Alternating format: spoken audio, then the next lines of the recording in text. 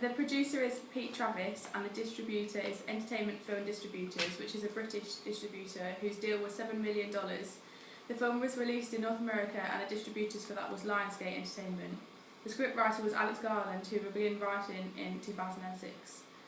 The budget was $45 million, but the box office gross was only $36 million.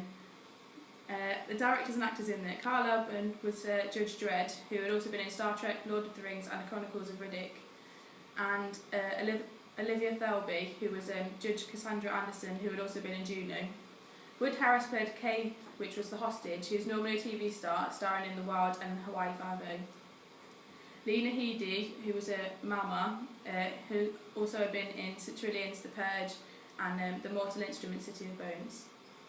Don Hall Gleeson, who is the clan techie, has also been in Harry Potter and starred as Bill Weasley in Deathly Hallows. Marketing. Dredd Report was opened for the film, which is a website which features news about the films, and a comic was also published with the same storyline as the film. The critical reception was very good, scoring 78% from Rotten Tomatoes, which is a popular film critic. They also said that 73% of the audience liked the films, whereas Metacritic, also another well-known film critic site, said differently. They gave Dredd a 59 out of 100, which can be seen as more accurate as this was a mixed score of 29 different critics. Reasons for the lack of success, I think, was marketing, as the film didn't put much money into the marketing of the film, which has been picked up by the critics and is said to be the main reason why the film didn't succeed. The R rating also was another reason for the lack of success, as many critics didn't believe that Dredd should have had an R rating because they have the wrong target audience, and they didn't believe it deserved an R rating as the swearing within the play wasn't needed. Awards. The film won an Empire Award for Best 3D and was nominated for an Empire Awards in Best British Film and Best Science Fiction Fantasy. Surprisingly, the trailer was nominated for 6 awards and won Gold Awards as the Best Thriller TV Spot. The technology used was Judge Dredd's weapon, the Lawgiver, was a real gun which was made specifically for the film out of a 9mm firing system. This was the same for Dredd's motorcycle Lawnmaster, which was a real motorbike which had machine guns and an extended wheelbase added onto it to make it look like the comic version. Carl Urban would actually drive the motorbike and to stop the use of special effects.